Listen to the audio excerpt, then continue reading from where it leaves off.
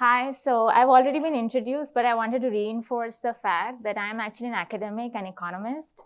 I'm not on the field and I'm not in a place like the World Bank. So everything I'm telling you is based on what has been studied and what we already know. And Bert will probably take you a little further beyond that.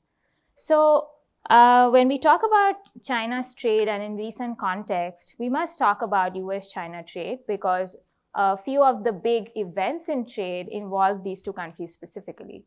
So the talk is titled Return to Protectionism, protectionism meaning rising tariffs or any sort of barriers that make it difficult to trade.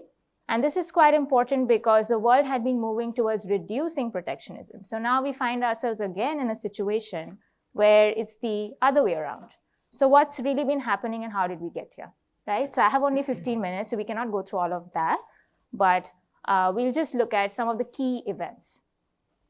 So I'm sure everybody in the room knows that China's rise as an exporter has been really tremendous and really fast.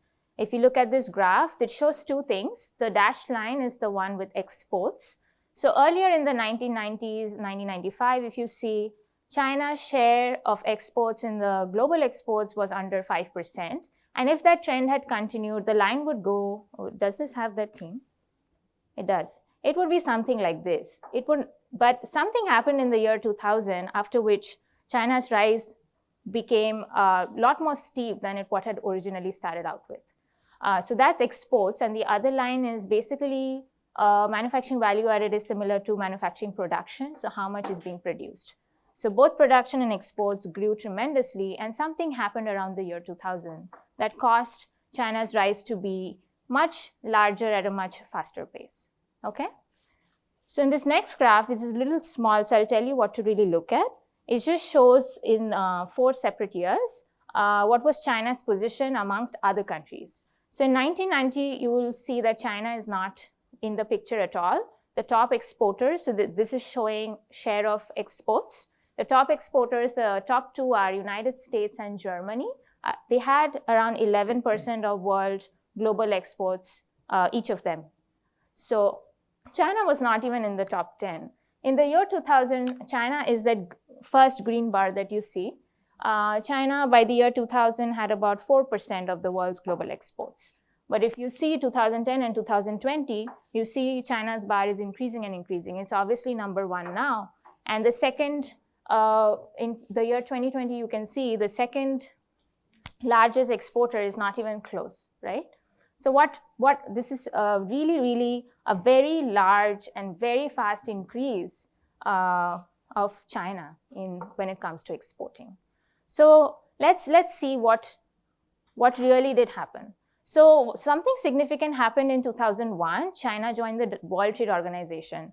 Now it's really important to know what that means. A lot of people, when they hear this, they think immediately, oh, it must be that when China joined the WTO, all these other countries who are WTO members reduced their tariffs, and so China was able to export a lot, and that's what made it happen.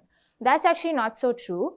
Most countries had already reduced their tariffs for China, so their import tariffs towards China, a long time ago. The only thing that really happened when China joined the WTO with respect to those tariffs is that the uncertainty went away. For example, in the United States, every year, the Congress would meet and decide should they have the lower tariffs or should they revert back to whatever the original tariffs were. So now that China joined the WTO, those meetings no longer need to happen. And basically, exporters and producers, they don't have to now worry about whether or not it will be renewed. So that uncertainty is actually a really big component of how businesses work and international trade and everything else does. So now China was enjoying all those tariffs that any WTO member would enjoy. And especially when it came to the United States, it had this most favored nation tariffs, which earlier it had, but then it was subject to renewal, which it did renew every year. The important thing that happened when China joined the WTO was that because it's now a member of WTO, it itself had to make a lot of changes. So itself had to lower its own tariffs, remove its own barriers. So a bunch of things it did was lowering its own or removing its own restrictions that made its own exports leave the country. It lowered tariffs towards other countries. So now they were able to access all these cheaper inputs, which they can now put into manufacturing. So productivity increased. It privatized a bunch of its state-owned enterprises, became more productive. So there's a lot of research that shows that private companies are more efficient and productive than state-owned companies. It set up these special economic zones, allowed foreign companies to come in. So there's a lot going on. It's not so much joining the WTO and just tariffs. So a lot of these things were happening, and a lot of these things together are responsible for China's sudden huge growth in exports. So economists call this the China shock. And what is the China shock and why should we care about it? The China shock, simply put, is the very rapid growth of Chinese exports to the world. That's pretty much it. It comes with a negative connotation because this term was constituted in the United States, and the research that emerged from it was basically trying to show all the negative effects of this China shock. We need to understand what the China shock is. First of all, the China shock is a very special shock. So it's not for the first time that a country has joined the WTO or something of that sort. It's not for the first time that a country has undertaken a lot of measures within their own economy that helps it grow. What is so special about China at that time was most other emerging economies specialized in some primary commodities. For example, Brazil in iron ore or Russia in oil and gas. China's specialization or their advantage was primarily in industrial goods. So this was a big problem for the advanced economies who were not ready to compete on that manufacturing scale. So the China shock is a little bit special than a lot of the other sort of emerging economies. The second was that it was a very large shock, like I showed you. So, I mean, free trade agreements and so on happen all the time. So there was a Vietnam, US free trade agreement, I think around the same year, around 2001 or so. But you wouldn't be able to discern the effects of that. But the China shock is very large, so you can actually study it, and I'll explain in a second why. And thirdly, the China shock was unexpected. In the 1980s or 1990s, even when China was, opening up and all these changes were happening, it was not on most countries' radars as this is going to be the next big rising country. There were a few other countries that were growing faster, like Thailand or Bangladesh. So China was really unexpected. It was special, and was very large. So this is actually very important because before this, at least for academics, international trade was mostly a theoretical subject. There were a lot of data, projects and so on. But it's very actually hard to say what is the effect of trade on anything because so many things are simultaneously going on. Like when a country suddenly opens up its trade, it's also doing many other things. It's making its businesses flourish. It's doing a lot of other things at the same time. Other countries are doing some things at the same time. It's very hard to tell what is specifically due to trade. But here, because the China shock is so large, it is possible through methods to isolate it. So there became, there was an explosion in the international trade economics literature studying the effects of the China shock. And it's actually more important just than trade with China. It actually allows us to understand what happens when there is a big trade shock. How does this affect people? How does it affect businesses? So for research, we can understand a lot more. Who gains, who loses, what happens. And for policy, you can figure out, okay, this is what happens. So, when there is, this is the cost. And so how can we, cover that cost? So that's pretty much the importance of the China shock. So the graph here is what motivated the China shock literature, so to speak. So the blue line that is going up, the solid one, basically shows what is the ratio of China's imports to the US divided by what US consumers are consuming overall, which includes everything that US is producing, other countries are producing, etc. So that ratio, again, went up rapidly, especially from the year 2001, if you see. It's a bit steep from that point. And at the same time, the red line, which is coming down, the dashed one, is the US manufacturing employment to population ratio. That was declining. Now, if you see this graph, a lot of people will be like, look, these are related to each other. The blue is going up and so the red is going down. But most other people, especially economists, will look at this like, yeah, you can't really tell. Manufacturing to population ratios seem to be going down already. It could be due to many other things. There's technology. There's so many other things that could be happening. So the China shock literature basically tries to figure out how much of that decline, or how can we really figure out what is only due to the China shock and not other things? So there's a huge literature. There's maybe 100 papers or more by now. I myself written 2 of them. So there's lots of results. If you're interested, I'm happy to talk about it later, but let me give you a broad overview of what was found. So economists have long understood and believed that free trade is actually good. It's good for both countries overall. But, and it was known even before, but it was not known to the extent of it, there will be specific losers. It depends on where you're located. So trade has what we call distributional impacts. If you are a worker in a country which is directly competing with a specific manufactured product of China, which is so cheap and so good, you basically don't have a chance. And if you are someone who only knows how to produce that, it's not easy for you to move from there and learn something new. It's not easy for you to relocate your entire families. So trade shocks can be permanent. They can be damaging, and they can be frustrating for a lot of people. So there's a lot of research on this, like what is the, so it's basically been found that trade is still, the effects of China's exports have been mostly positive. People have access to so many goods. Like you can't really measure that. It is immense. But the people that lose out, they really lose out. So there are these effects. So this was the main finding of this literature, and then a lot of investigation as to where exactly. Is it that firms are closing down, or is it that firms are firing people? What is happening? What is the trade adjustment? Lots of research.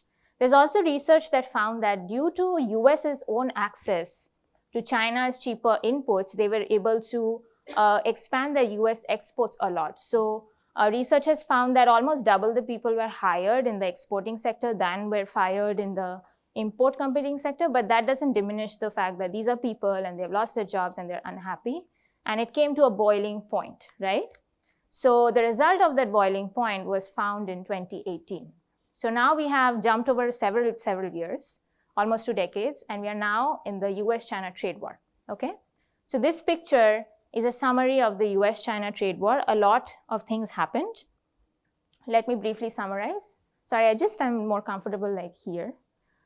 So if you see this blue solid line, this is the average tariffs that US had on Chinese exports, okay? So in the beginning of the trade war period, it was somewhere below 5%. And currently, where are we? We are around 19%. And mind you, these are average tariffs, which means you take thousands of products. Let's say there are 10,000 products, and you take an average of tariffs on all those products. So 19-20% is a very high average rate of tariff on products. The red solid line, this is where China was. China's tariffs on US, they were somewhere around 8%. And now they are around 21%. Again, a really huge increase and a really huge rate. Let me very briefly tell you the main events. So the trade war really started out, it was not directed at China in the beginning, but one of the things that happened around in February and March is that the US invoked this national security tariffs, claiming that steel and aluminum come under national security. So China was really not happy with that. And so China had retaliated in some way. So there's some small increases here, as you see. But then the US was even more unhappy. And so if you see these 3 bumps, these are huge increases on tariffs on Chinese products. At the time, more than $200 billion of products were tariffed. Some were 25% increases, some were 10% increases, and this is totally unheard of. And China is not one to back down, so they met those increases with a proportional increase. So bear in mind that the US imports a lot more from China than China does from US. China did a proportional increase. Then they had a few talks and they decided to, not increase anymore, decided to chill for a bit, and then obviously the talks were not going so great. So then this happened in 2019. So we are in 2019 now. And a lot of them were increases on tariffs on things that were already tariffed back in 2018, and some were new. And then in January 2020, there was a deal signed called the Phase 1 deal, which is where we are now, where both parties promised to stop increasing tariffs on each other.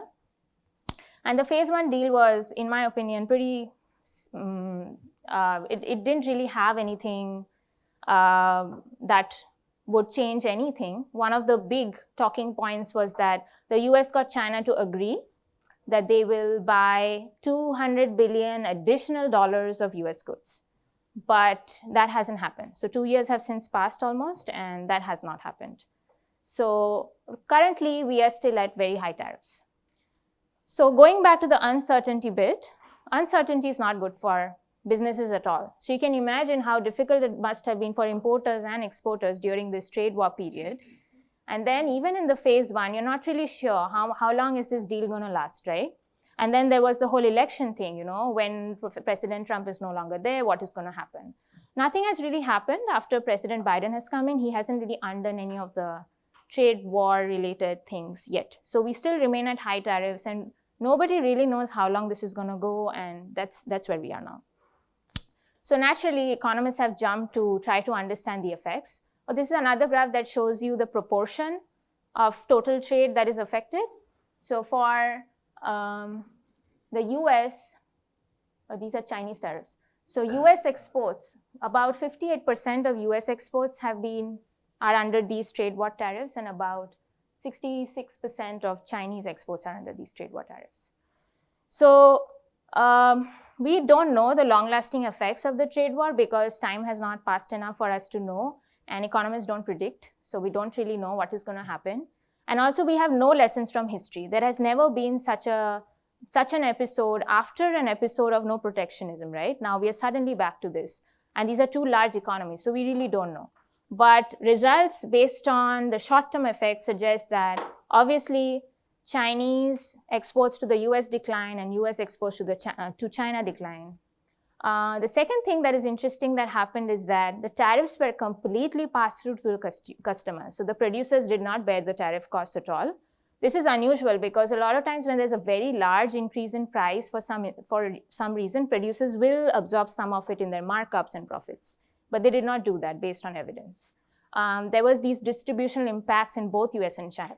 Like I mentioned before, if you're located in an industry, in this instance, that you're a US exporter or a worker for that firm, then you're heavily hit, right? Because there are tariffs. So there has been found evidence that those sectors have been hit. Those sectors have lost jobs, basically. For China, we don't really have employment statistics or a lot of statistics for the short run, especially for this period. So researchers have come up with innovative ideas. They've looked at nightlights data, and they have found that, yes, those areas where there are factories which produce those things where there are these large tariff increases, the night lights are much less compared to others. So there have been some studies we are still trying to figure out, but basically it's a similar story like the China shock. Depending on where you're located, you may or may not be hit, right? You may not see the effects at all, or you may see the effects really, really deeply. And these are just short-run effects. We don't know longer-run effects. Researchers have tried to study what about other countries. And so far, the interesting result that I found that I put on the last point in this slide is that other countries that are not involved in this US-China trade war, they have increased their exports to the US and the rest of the world. So the US obviously is not importing as much from China as before.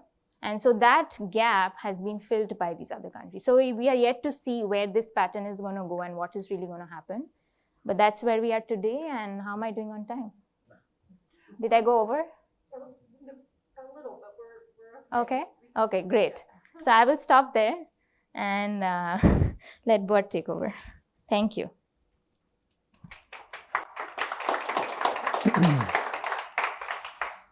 All right. The clicker. Yeah. I also need my slides. So I'm one of these economists that does project what will happen, but I don't take any. It's not a certainty. So what I'm going to tell you is well, how fast can China grow in the future?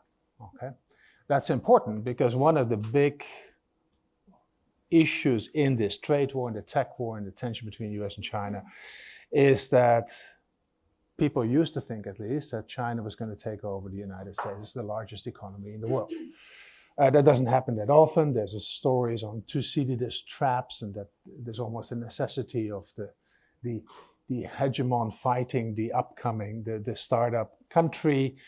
Big books about that. So this question of how fast can China grow is important. More important now because China has actually been rapidly slowing down.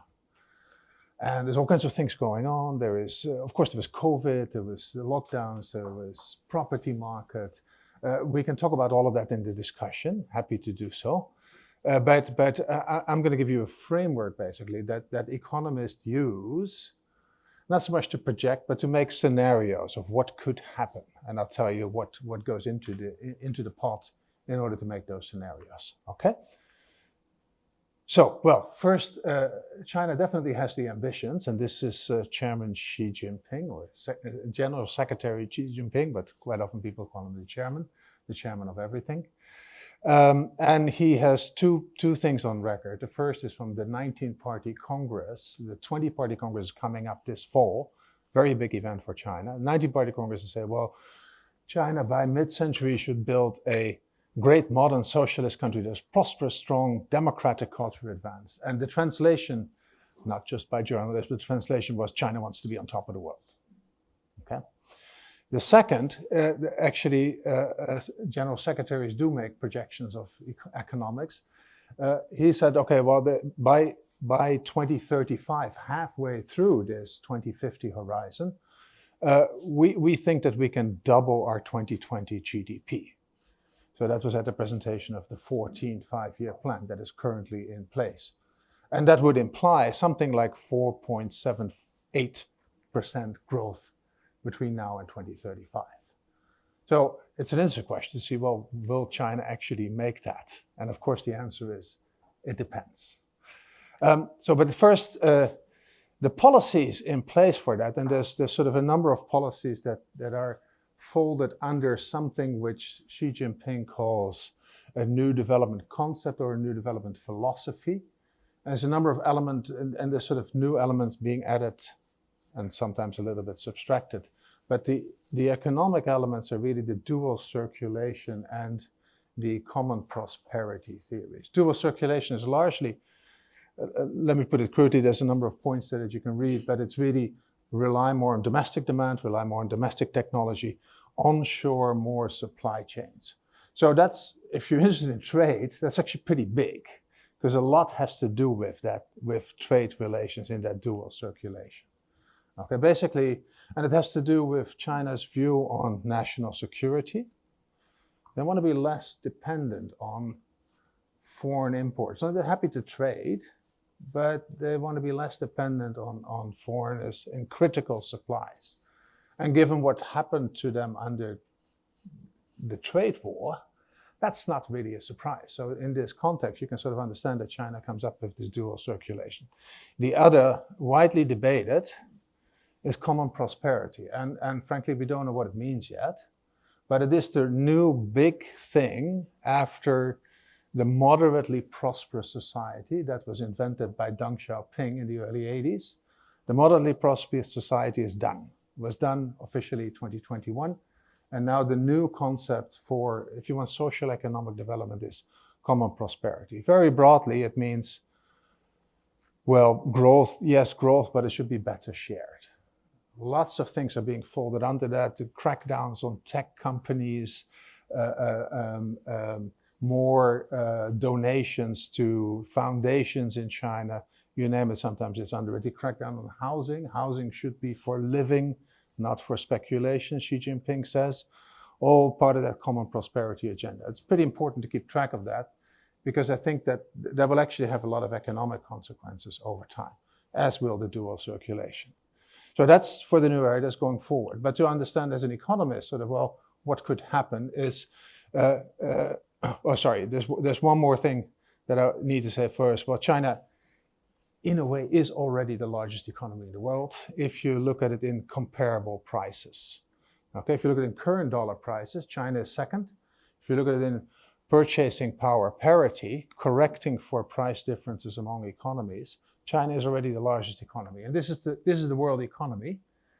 And on the vertical axis, you see the productivity per worker, and on the x-axis, you see the number of workers. So that big block, the big red block is China.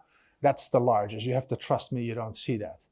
But what you see is that China is actually only at about 1/4 of productivity per worker compared to the United States. If you really count the number of hours worked, China is only at about 1/5 of the productivity of the United States. So even though they're the largest in comparable prices, they're really far behind in terms of productivity. They're also far behind in terms of per capita income, which is about 12,000 something now in China. The United States is more than 50,000. So they still have a lot to grow if you want. And the question is, well, will they do that, and how fast will that happen? Well, for that, to understand that, economists use something, and I won't go into the technical detail. If you want to have the technical detail, I gave an hour and a half lecture, which is online at Fairbanks Center. There is a lot more detail. But this is sort of the summary. This is a translation of the growth equation. It goes back to Robert Solow, the Nobel Prize winner in the 1950s. He wrote down a growth equation. We're still using that, embarrassingly so, to sort of understand growth. And you can decompose growth in contribution of labor, contribution of capital, contribution of human capital, i.e. how smart are people working, and then something the mysterious source called total factor productivity. That's really the overall efficiency of an economy for using capital and using labor, all right? And nobody can really explain where that's coming from, but in China, there's good, if you look at sort of over the decades, you see that total factor productivity was very high in the 1980s, very high in the 2000s, and very high in the 1990s. And economists, they sort of relate that to these reforms. The WTO entry, very big boost for productivity. Okay, cutting down on state enterprises, having lots more firms, cutting down on tariffs, big boost for productivity. China had this one-child policy that gives you a demographic dividend, and that's the blue bar that you see. Suddenly you have a lot more people working as a share of your overall population. That's the demographic dividend. It was very important in China in the 1980s and the 90s, no longer so. And then you build up capital. Well, you build up capital by saving. Household saving is very high in China, but also company saving is pretty high, and they can invest, and that builds up capital, and that makes you more productive. So that's how economists think about growth. The problem with this chart is that in the very long term, the only thing that is important is total factor productivity. And in China, the growth in total factor productivity, not just in China, but in China, the growth in total factor productivity over the past decade has been very small, has been particularly small compared to the past. And so in part, that means that China would have to work harder in order to get that total factor productivity up. That's the crux to the whole story. Where does that come from? It comes from reforms. Because look at the past, the 1980s, full of reforms, household responsibility system, commodity market economy, all the big reforms in the 1980s under Deng. The 1990s, entry to WTO, Zhurongji. 2000s, surprisingly good, but sort of the after effect of the WTO entry. And the last decade, nothing, or very little. So, how does the future look like? Well, the first problem that China has to deal with is the demographics. The demographics is really quite challenging. The total fertility rate in China is now 1.3. 1.3 babies per woman over their lifetime. You say, well, what does that mean? Well, that means that by the end of this century, China will have less than 700 million people. It will be less than half the population that they have today. That also means that you have fewer workers, and that you have, rather than a demographic dividend, you have a demographic tax. In addition, the population will get older.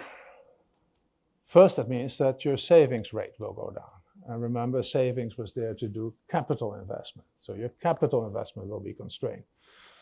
And second, if you get older, you're going to spend more money on healthcare, you're going to spend more money on pensions, so you actually have less investments from the government side as well. That's a pretty big problem, but it's a slow-moving problem. People make a big deal out of it. I once wrote, demography is not destiny. So there's things to overcome the demography.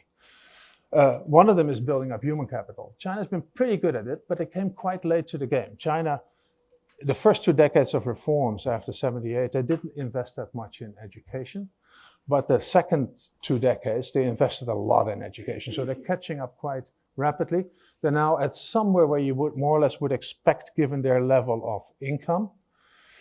They're not as good as Korea, but they're probably as good as Brazil.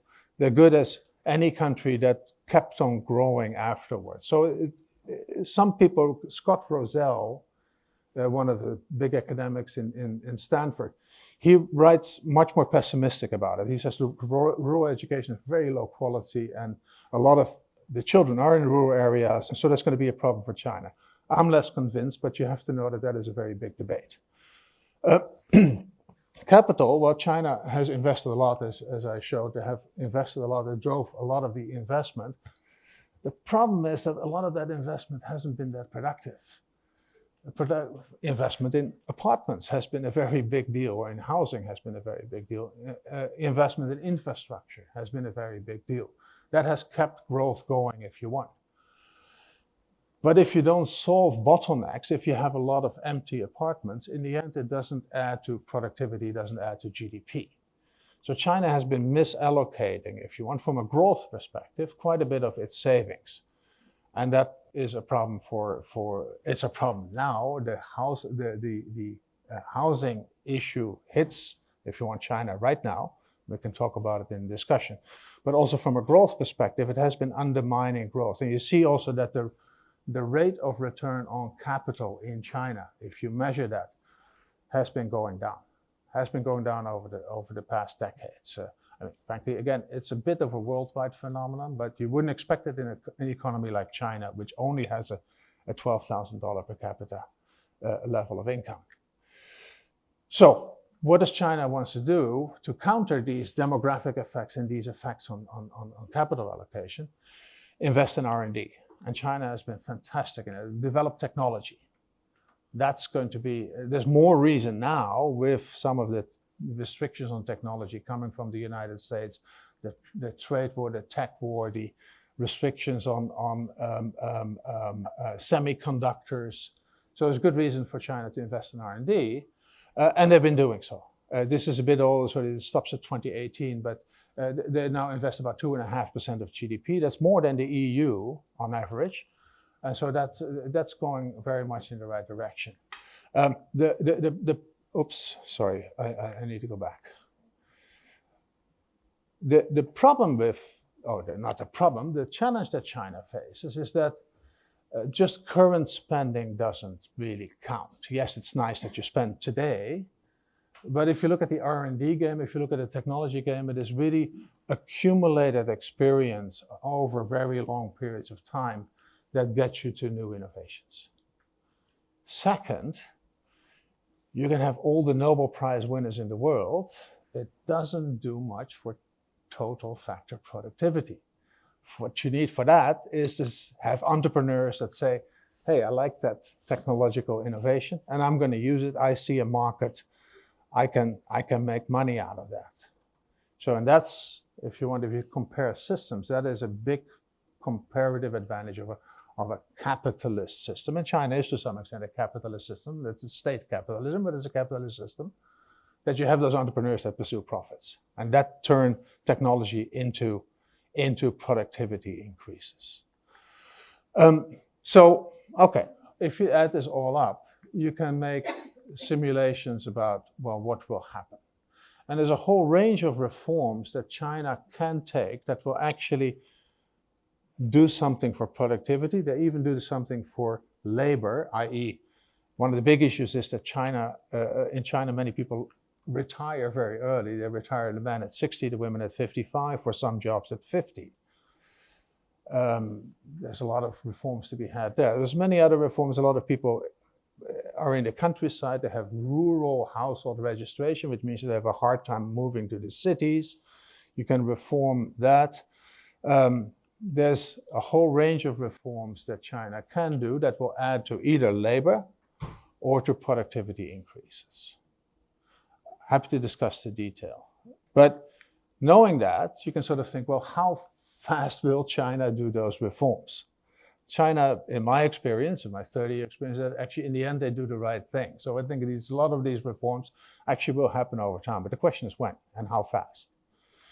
If you simulate that, and I just made 3 scenarios. These are scenarios, these are not the truth, these are not projections, but they're sort of what could happen. And it is basically a limited reform scenario.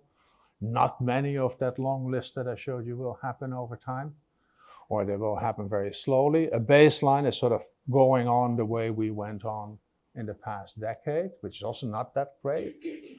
And then a comprehensive reform scenario in which you have an extension of the pension age to 65. You have a much better. You abolish the rural-urban hukou distinction. You let people move better. You invest more in education, so you get a bit more of human capital boost. Lots of things that you can do to boost growth. So in the comprehensive reform, China can grow quite a bit. The difference is actually not that large. And why is that? Well, because the big gray chunk in the middle is still capital. No matter what you do, China will still save quite a lot over the next 20, 25 years. And that means that capital investment, no matter how efficient or not, will still happen, and they will still contribute to growth. So the differences are not that large, but under a low scenario, if you want a limited scenario, 3.9, so Xi Jinping's target will not be met, I can tell you. Under a comprehensive reform scenario, it will be met. How am I doing on time? Probably over time now. A little bit, but it's worth it. Okay. So I go very quickly.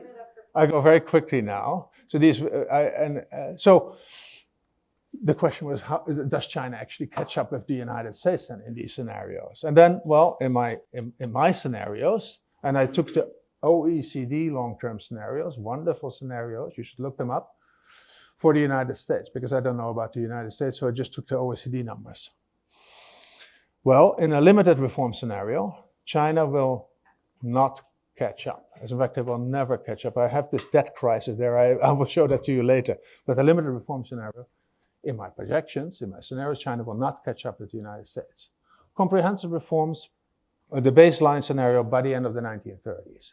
Comprehensive reform scenarios, well, a little bit early, basically before 2035. So Xi Jinping can do comprehensive reforms and he will meet his targets. All right? There is of course, a possibility that Biden's agenda will work so that the US accelerates its growth. Well, then, in that case, if the US wouldn't grow with about 1.7%, that's the current long-term projection of the OECD, let's say it's 2.5%. China needs to have more reforms to catch up. Even the baseline reform scenario will not bring China to catching up with the United States. They will still grow, but not as fast as, not catch up with the United States. And then there is the problem of debt. One of the problems of a high investment is that there's a lot of intermediation of savings through the banking system that allocates it. So the debt to GDP ratio in China is very high. That can go wrong. Well, what if it goes wrong? This debt scenario shows, well, first of all, in a debt crisis, China will not catch up. I projected that with the limited reform scenario, which if in addition, you also would have a debt crisis. Well, I looked at there's literature, Reinhard Rogoff, they did a lot of research on debt crisis and what does it do to the economy. Basically, it costs you 9% growth over 2 years if it's a pretty serious debt crisis. So that's what's in that projection, in that scenario. Again, it would make catching up for China even more difficult. Final words, there is a price of decoupling. The IMF have looked at what are the technological spillovers from one country to the other. And in China right now, you have about 0.3, 0.4% percentage point productivity that comes from abroad. It's knowledge from abroad, if you want, for every year. So what if there were to be a total decoupling? You're going to miss out on that.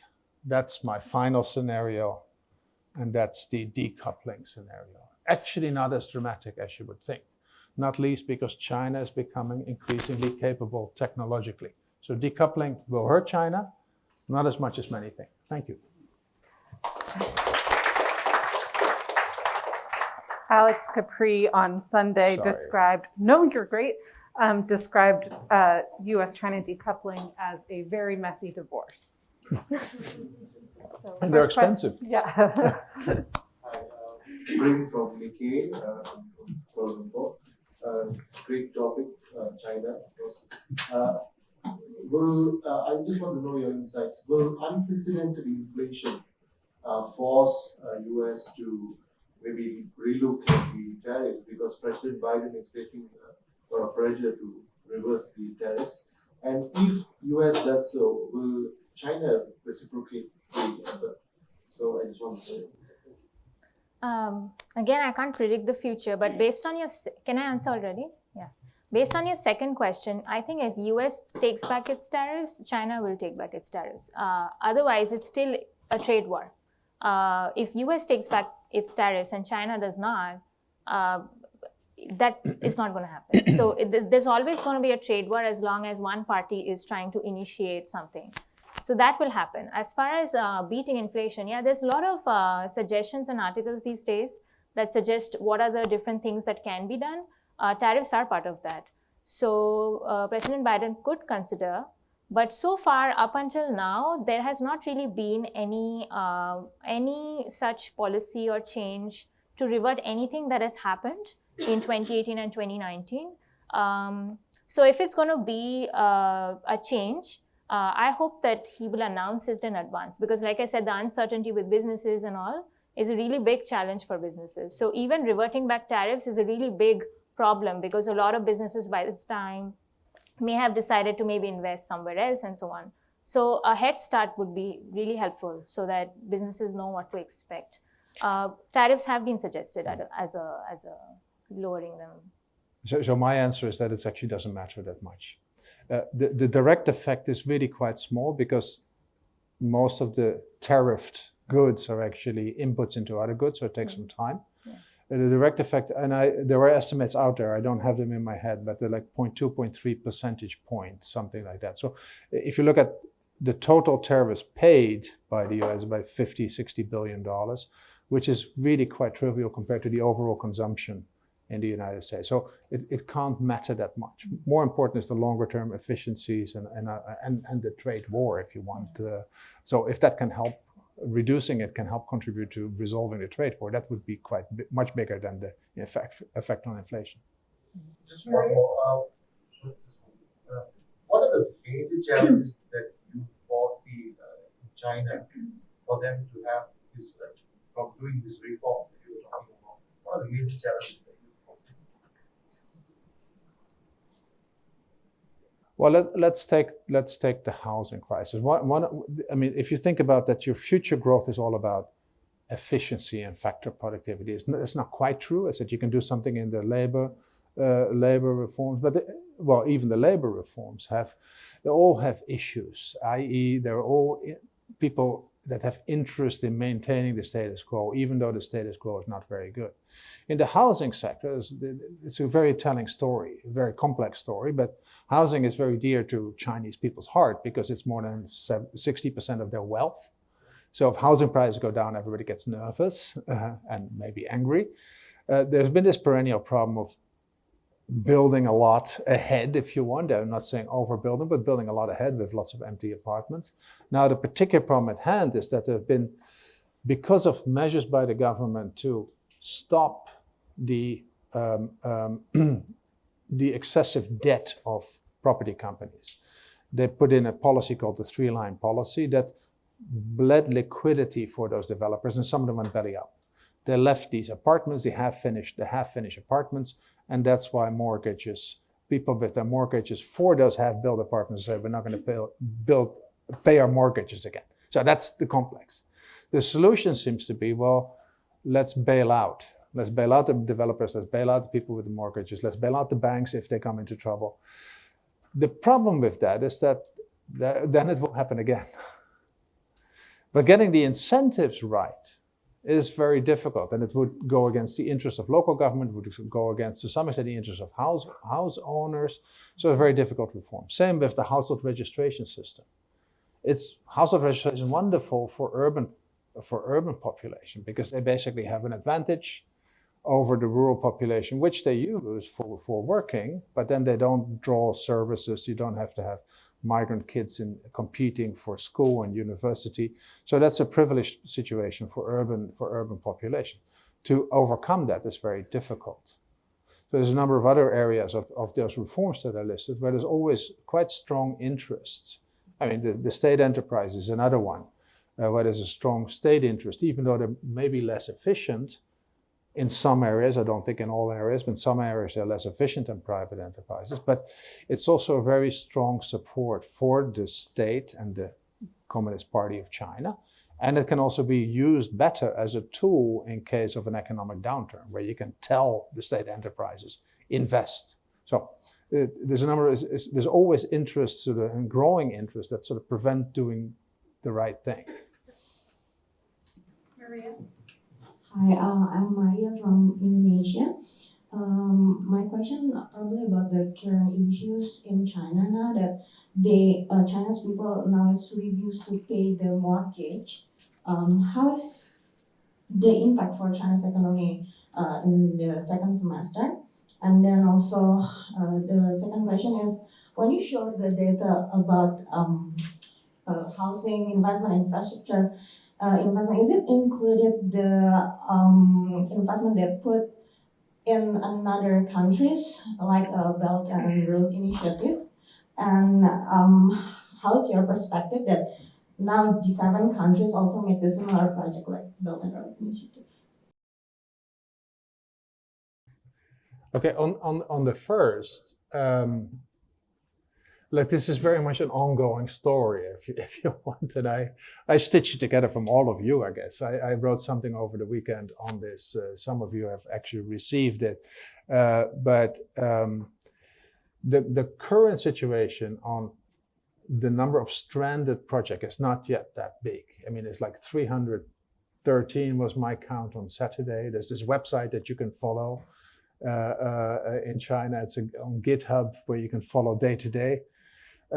With that, there's less than sort of 1 to 2% of total mortgages are attached to that. That's not going to be a big problem if it stays there.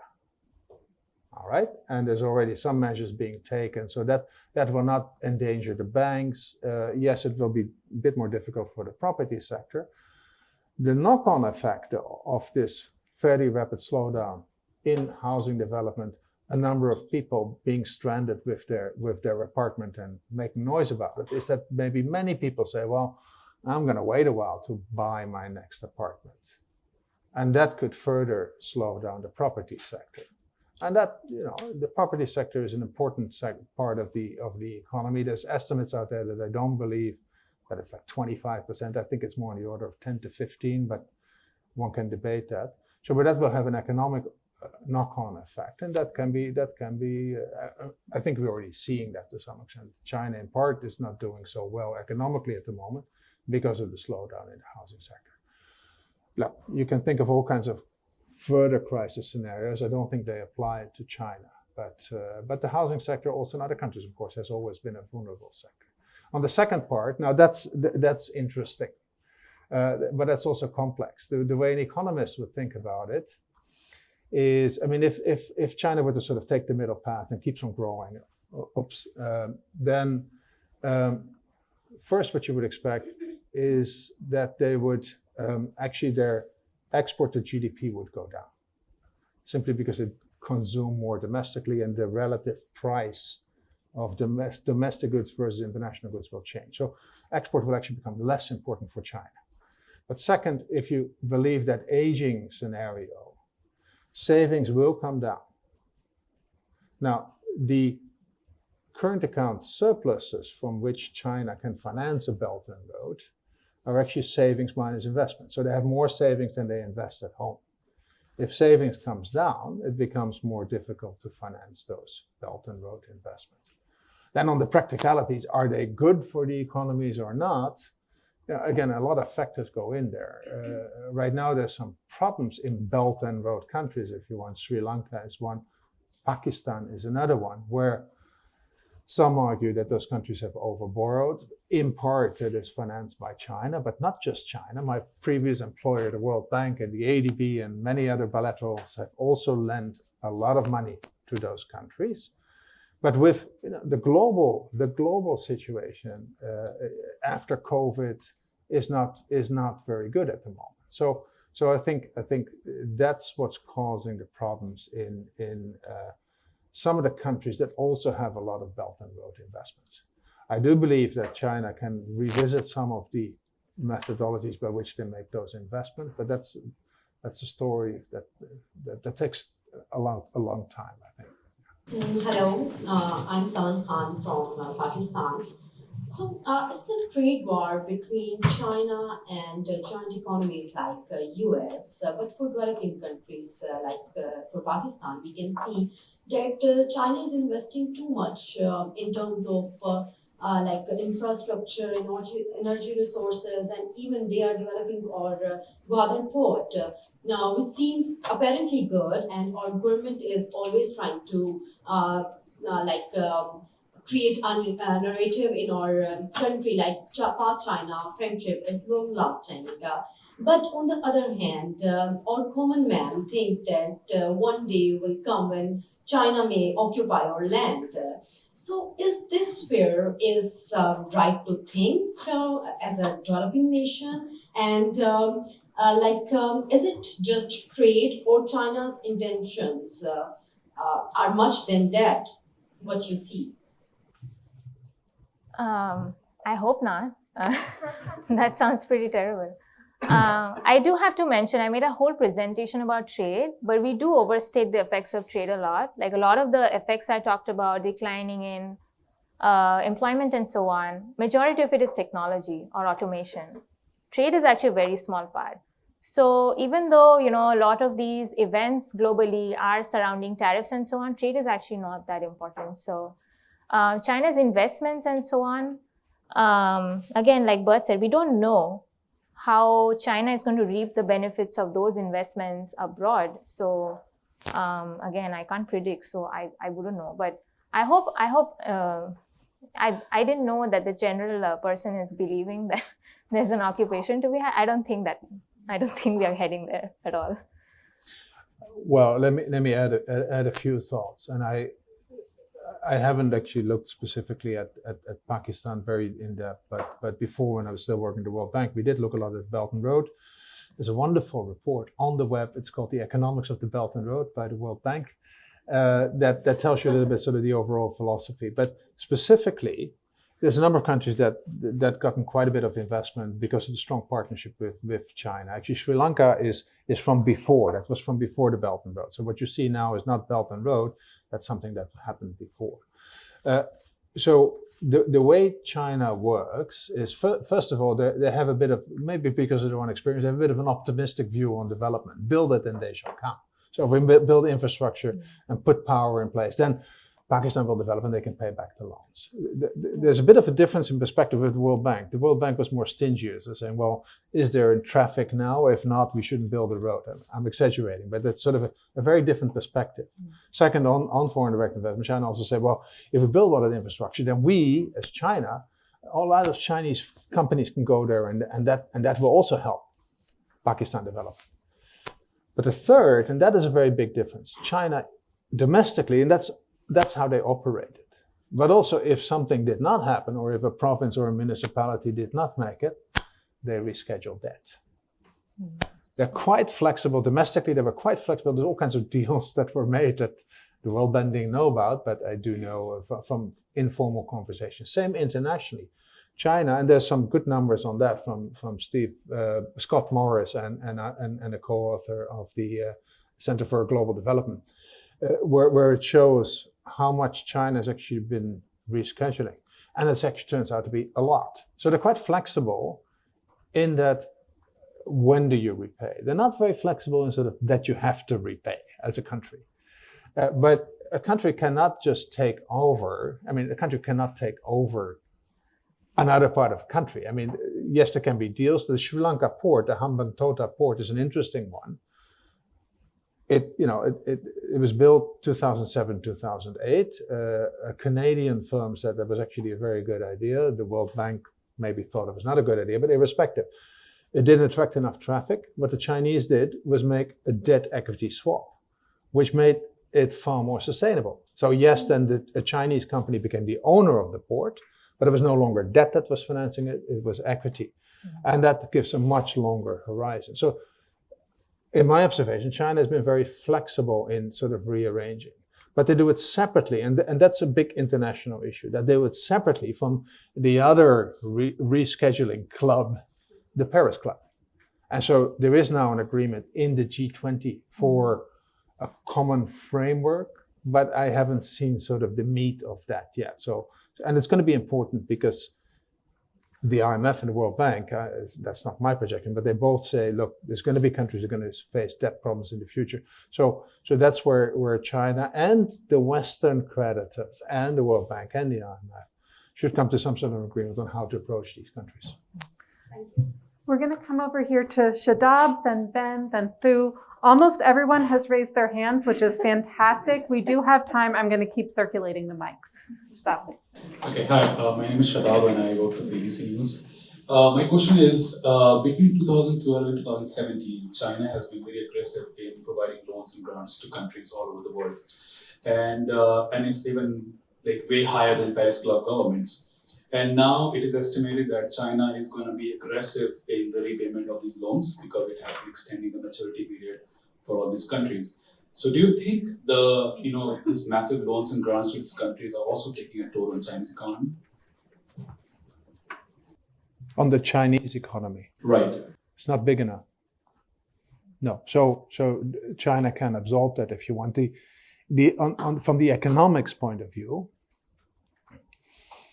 the lending has already happened. The command over resources that a loan gives is in the past.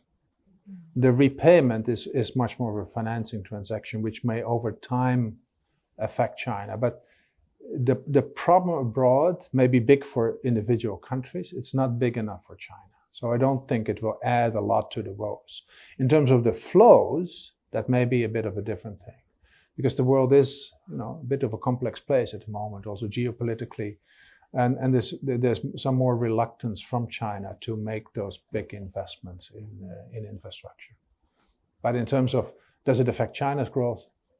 Yeah, on the margin, but it's not the big issue. Hi, sorry, Ben Westcott from Bloomberg in Australia. I was interested in your presentation. You pointed out the different reform paths that might influence China's growth. You had lots of reform, limited reform.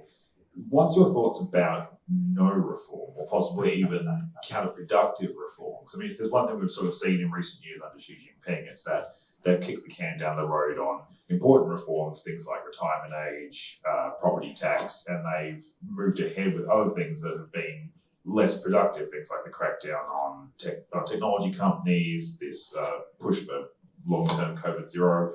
I mean, how confident are you that they're, now with Li Keqiang actually leaving the building probably as well, but there is that drive for actual economic reform, and how much is the risk that they could in fact be counterproductive as used towards reform going forward? That is true speculation, Rev. Chanjan. I would say that's not what we do, but I can give you some thoughts. First of all, my experience is that China, in the end, does come up with pretty much the right thing. I do believe that under the current leadership, the thinking about the relative role of state and market has changed, and you see that happening in a number of areas. But I also believe that we should think deeper than sort of the first thought, a crackdown on the internet, that's bad, because that's a very American perspective, frankly. And I'm talking to you as you're looking at the proud owner of some Alibaba share. So I lost a lot of money, But nevertheless, I see quite a bit of rationale that is to say, well, there were a number of these things that China is trying to address because of its concept, in part its concept of sovereignty, but also concept of the market economy. The big reform document, that the last one really, was this third plenum of the 18th Party Congress in November 2013. It was already announced that yes, more market, more decisive, the decisive role of the market, but within a framework. And China, being only on its way to, if you want, a fully developed economy, was still developing that framework. This is in part what you've seen in the internet sphere. I see a number of areas where I think that they made a mistake, like education. For a lot of rural people, online education was actually a solution. Because of this online tutoring, that sector is not very lively. The second is online healthcare. Great innovations happening during COVID, even before COVID, as a solution. So I think that will be revisited over time. I am an old person, but that's my experience. So sometimes they do things, but then they also say, well, that was not really working. So let's pull that back. On the pension side, yes, that's a difficult one. It's a difficult one in every country. I remember the debate in my country, but it is something that will be increasingly important for China. So the list that I had said, it doesn't have to happen this year, right? It was sort of between now and the end of the decade would be really good to have. And I think it will have to happen because of the population pressure. And frankly, because of the people that want to work longer. There's increasingly people that are well educated, they turn 60 and then they have to retire. No, they want to keep on working. I'm turning 60 next year, so I want to keep on working. So that's, and I think you see some of those effects. So in a way, it's also sort of, is society ready for it?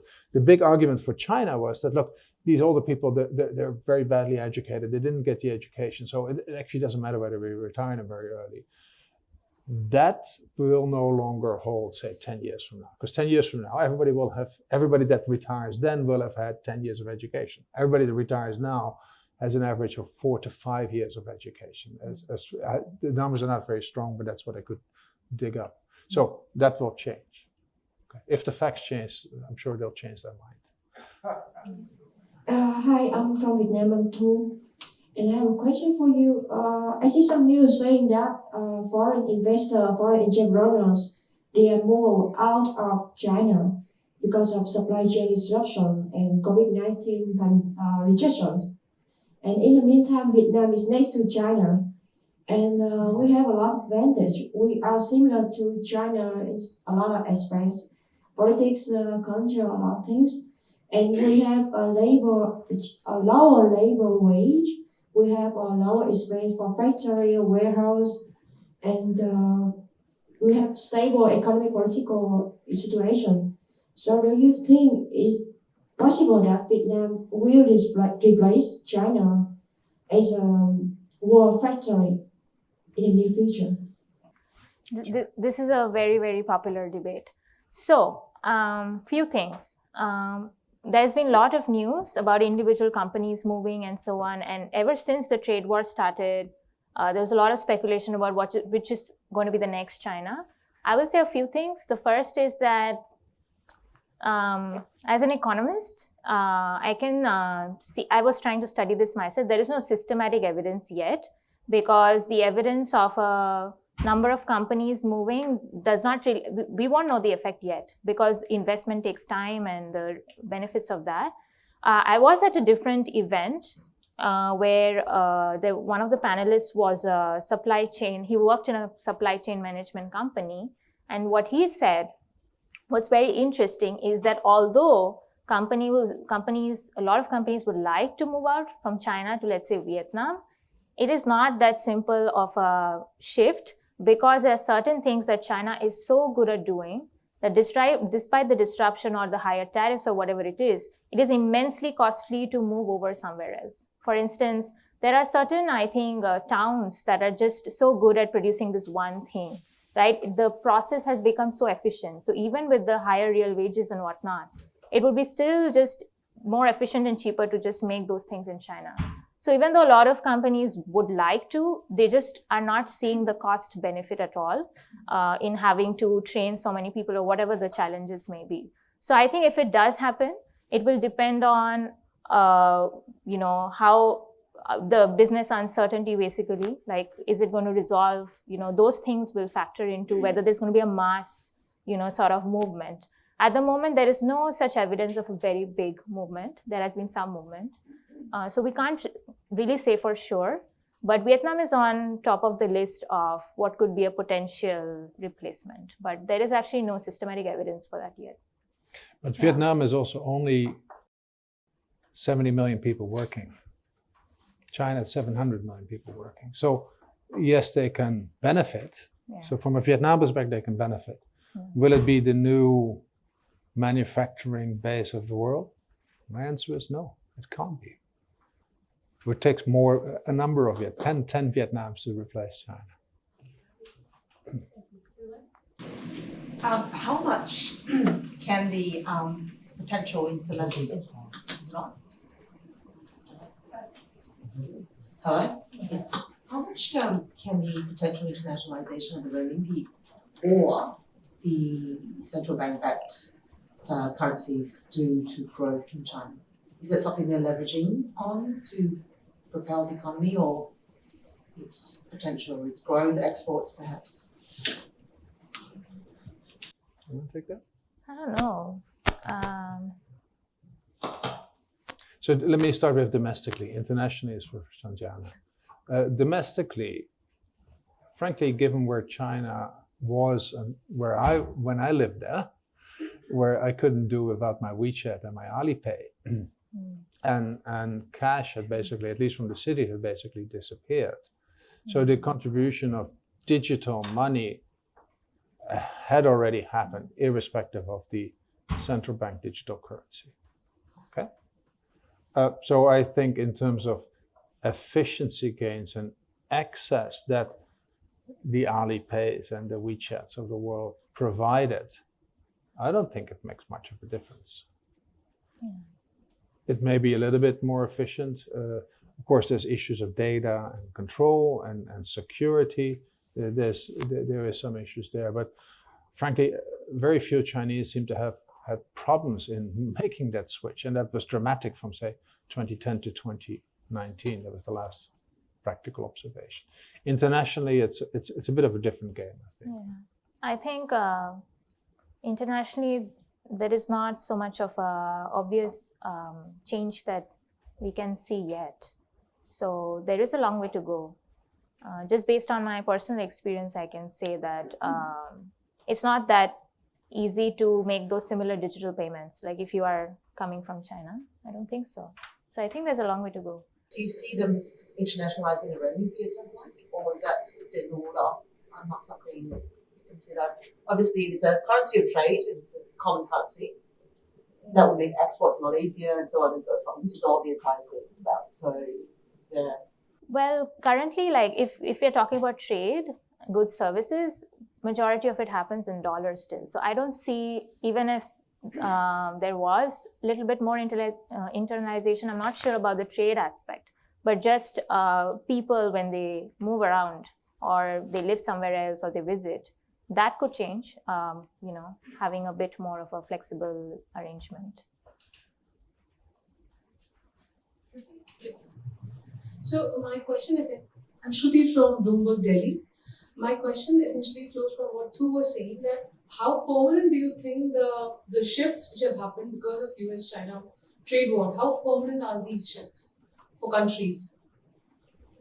Based on the learnings from the China shock, so the China shock was happening in the decade of the 2000s, and a lot of those effects have been permanent. So if somebody lost their job then, it was pretty tough for them to do anything about it. Now, of course, we have learned from those mistakes and there are other reforms or adjustment programs in place. So it is possible. We don't really know the long run. We know for these 4 years, the effects have not been good for any party concerned within the US, within the China. It's not going very well.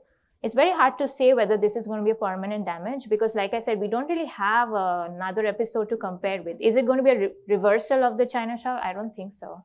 So now we have a lot more knowledge about what to do with these adjustments. So hopefully effects won't be permanent, but it's very hard to say because we will find out what this whole uncertainty has led to, like the actual effects of it. Like it's not even been 5 years. So we'll find out in a year or two how those have, like somebody who was trying to invest in the time of the trade war, what has that led to? We actually don't even know yet. It's very hard to say. So the countries which have been in the process, like Vietnam, and the countries which have lost out, like India, they have not been able to really take advantage of that. These advantages and disadvantages, are they permanent? Like, do you think that India would be able to, attract companies as a result of US-China trade war? I don't think any of this is permanent because I may be like an optimistic person because I do want more free trade. I don't see the US-China trade war as a permanent thing in itself. There will be a point where it will either immediately or gradually go away. I don't know when that point is going to be, but it's not going to be here for 10 years. I don't think so. You're very optimistic. Yeah. I see the geopolitics a little different, and there's nothing that the Democrats or the Republicans can agree on except that they don't like China. So I see this, and that's in part. But it's very harmful for the businesses. It's terrible. Well, that's in part why there was not a major shift in trade policies or in tech policies. Yeah. So I'm less optimistic there. But irrespective of and I think the geopolitics is going to weigh more and more. Yeah. The Russia's invasion of the Ukraine is complicating that. China's position vis-a-vis Russia is complicating that. And look, that's not a pretty picture, and it's not so easy to see that there's a way out. But irrespective, because that's speculation, what's going to happen politically, but irrespective, economically, China is going to shed a lot of jobs.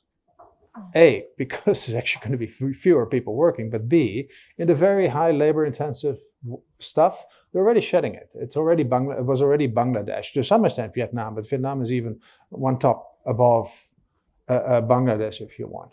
India could be a major beneficiary. Indonesia could be a major beneficiary if and when they were ready, because China is moving jobs. At the same time, the foreign direct investment in China have never been that high. Despite trade wars, despite geopolitical tensions, they're very, very high. Why? Because it's in a different segment and for a very different motivation. If you want, the old generation of foreign direct investment in China was, let's benefit from China's low labor costs and then export. And WTO supercharged that because it was then easy to get goods in and easy to get goods out, and you were assured that there was not going to be surprises. That phase is gone. Now, the foreign direct investment that is still happening in China, it's a lot of foreign companies already there. They're reinvesting their profits. They're profitable, that's a good thing, but they're reinvesting their profits, okay, in markets that are serving China. Much less this trade servicing. Yes, that's still happening, but it's far less prominent than before. I mean, at some point of total trade, 60% was what they call processing trade. Okay, that's all foreign investment, bringing in the goods, bringing in the parts, assembling and exporting. That is now down to 30. It's still not insignificant, but will continue to go lower. So it's much more the China market. So there's lots of opportunities for countries in the region to catch some of that stuff that will move out of China because of high labor costs, because of high land costs, because of more stringent environmental constraints. So yeah, and Vietnam is, the big uptick was during COVID. It was and during the trade war. So I do think it was a little bit of that. A lot of Chinese companies investing at the moment in Vietnam. So I think they are one of the beneficiaries, if you want. But this big move out of China, you don't see it yet. Just one more thing. In your presentation, you said that, there's more physical capital per worker in China, and yet total factor productivity remains low. Why is that? And if that's the case in China, a country which is considered to be highly efficient, what hope it gives to countries like India? Okay, so hypothetically, this is not China, but just to let you understand the concept, you can be very smart but very misguided. The former Soviet bloc is a very good example. One of my former colleagues, Land Pritchett, once wrote at the end of the 90s, he said, where has all the education gone? And the observation was that countries such as the Soviet Union, countries such as over Eastern Europe had very high education standards. Everybody a lot of went to university, much more than the West.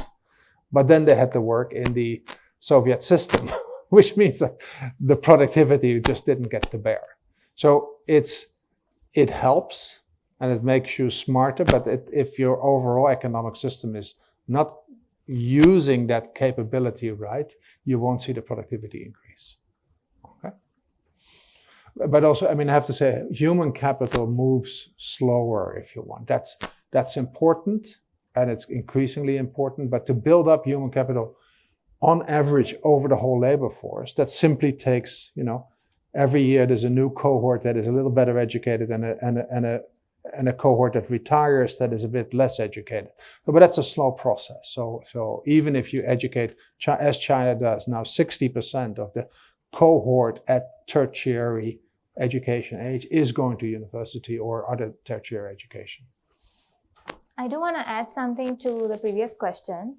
So when we study the effect of trade, let's say removing tariffs, it benefits certain producers, it harms certain producers, and it benefits consumers and so on.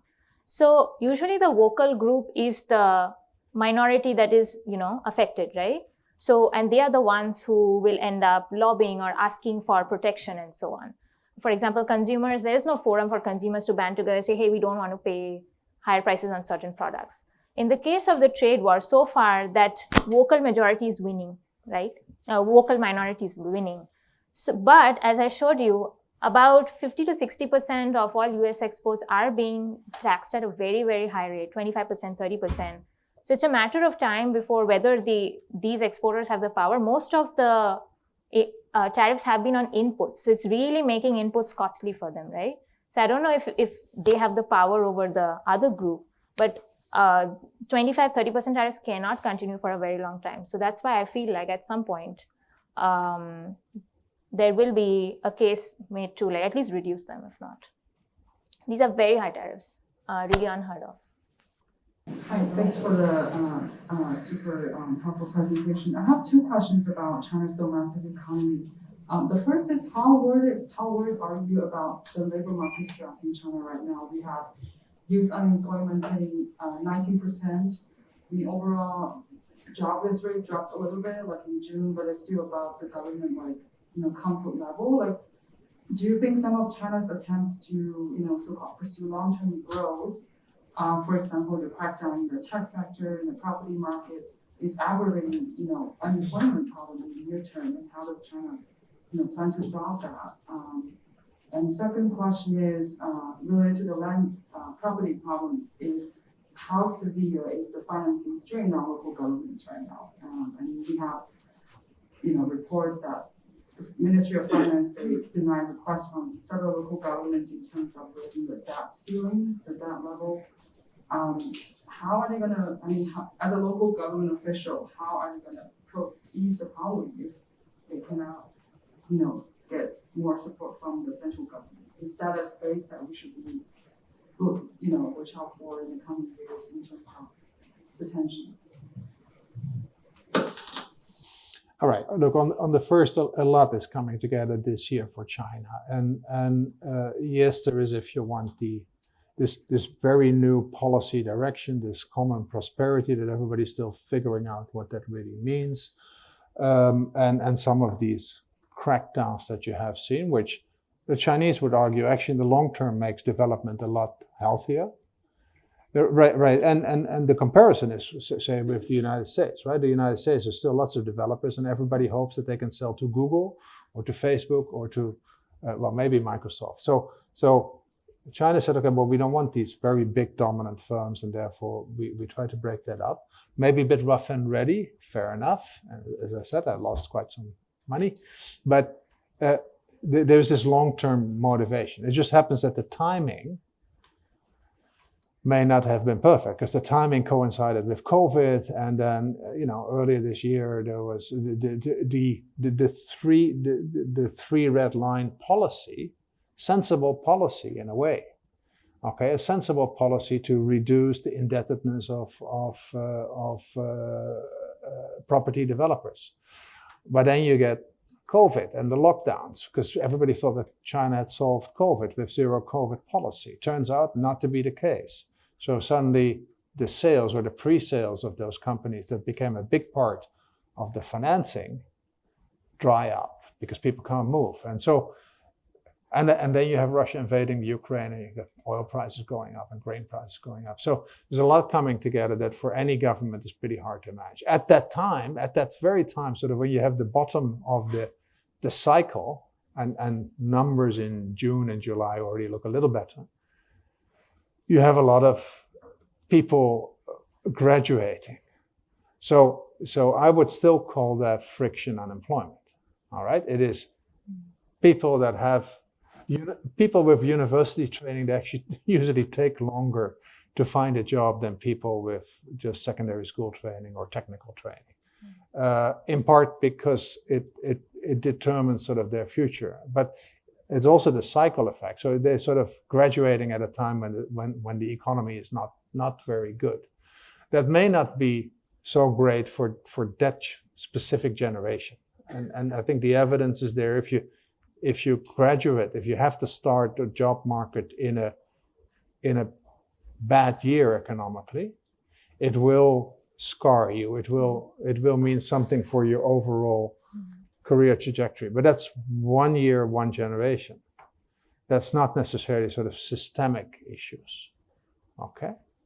Because next year, I'm sure that the economy will do a little better, and there will be some support.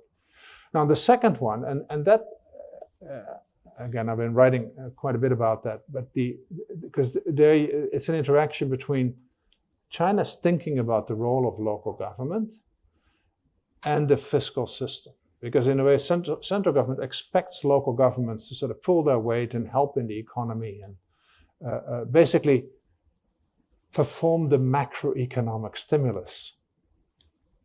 And that's in part because they do 85% of the spending. But the financing through the intergovernmental fiscal system is actually not set up for that. Now, worse, because local governments depend quite a bit on the property sector and property sales, because there's taxes on property sales, and land. They've been running out of money because of the downturn in property development. Property starts is down 45%. That's why I probably read that in the Wall Street Journal, I think. But 65% down new land sales. So that's a big blow to local government. So, and then they're told by Li Keqiang, well, we've given you the money. We've increased the transfer this year with quite a bit. So you have to deal with it. And yes, you can use some of the bonds that we allocated to you to solve those problems, including a recapitalization of the banking system. But the central government sort of wants to keep local governments responsible. There's a rationale for that, and that's about incentive. So they want to have the local governments take responsibility for that, because if not, everything will come to the central government, and that may be too much. So that's the rationale that I can think of. In the longer term, they need to change this intergovernmental fiscal system, not least because you don't want local governments to be property developers or to be in cahoots with property developers. It doesn't work. You don't want local governments to be responsible for bailing out banks and influencing banks. So there's a number of things that would need to change to get a more productive development going forward. My name is Mohammad Dawood Khan and I'm from Pakistan. My question is why the largest world economy like the US, Japan and China, they are very reluctant transfer of technology and automation to the less developed countries, and how this has created an imbalance in the world. Like the bigger economy are growing day by day and the lesser economy are on the decline.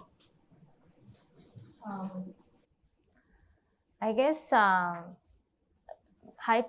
industries are the ones that what we call, what's the term for it? Where you invest and you keep getting returns on it? What is the economic term? I forget. Reinvestment? No.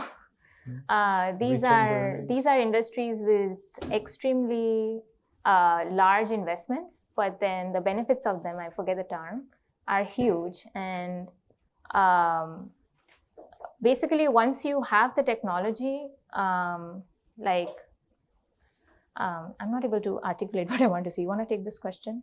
No? Yeah. Because I'm not sure about the premise, but I don't know enough about it, so I can't answer the question. Once you give away the technology, anybody else could basically reap more benefits than you. Basically, you lose out. So the huge cost you don't cover. This is just a business sense thing. So for them, they are not being philanthropists, basically. So they just don't want to share. Technology is something people don't want to share.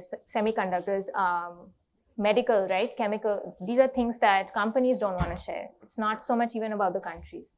They just don't want to share because it takes a long time to make up the cost. The costs are huge. Airline companies. So these are some industries where the investment is huge, but so is the benefit if you keep it to yourself. So that's just a business thing, I think, which is why those companies are located in these advanced economies and they are reaping the benefits of it. They pretty much monopolized a lot of these industries, right? Well, let me add a little bit, because I have a bit of a different perspective. Actually, companies do that. Companies do that through either joint ventures or greenfield investment. They do transfer technology to developing countries. China is not different. I mean, I see it in many countries, but China is not different. And China is a very interesting case because when I started working, it was early 1990s, yeah, it's a long time ago, where you could find these very interesting sort of early 1980s car models on the road. And that was new for China, but it was older technology that was transferred to China. In China, it was in hot demand, those kind of cars. In the West, they had moved on. So that's a technology transfer. And, on the back of that kind of work, China now has a car industry that will soon be internationally competitive. But they started with sort of copying or getting hand-down copies of technology. That is to the benefit of the original owner and to the benefit of China. A lot of that is happening. The way intellectual property became more difficult is if China is now much closer to the technological frontier in the world, and they don't want the 10-year-old model, they want this year's model. Yeah. I mean, the microprocessors is a very good idea, right? The gold standard is the 3 to 5 nanometers, right? That's only TSMC in Taiwan and Siemens. No, sorry. This is my COVID head speaking. In South Korea, there's one company that can make those. But in China, up until actually 2 days ago, could only make like 15 nanometers, the rougher stuff, good for storage of data, but less good for very sophisticated processors. Now actually the Shanghai microprocessors, SMIC, has just announced that they can make a 7 nanometer chip. So they're approaching the cutting edge technology, but they're not quite there yet.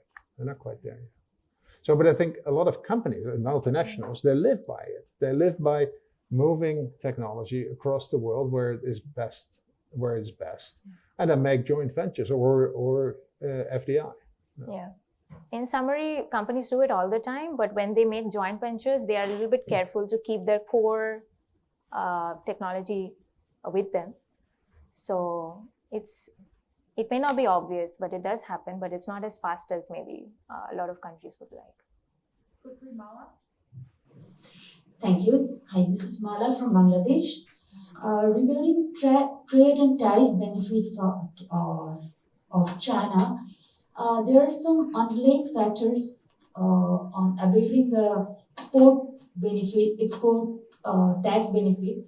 Like, for example, China offers Bangladesh 97% tax benefit When exporters are going to avail this tax benefit, they found it difficult because there are some non-tariff barriers.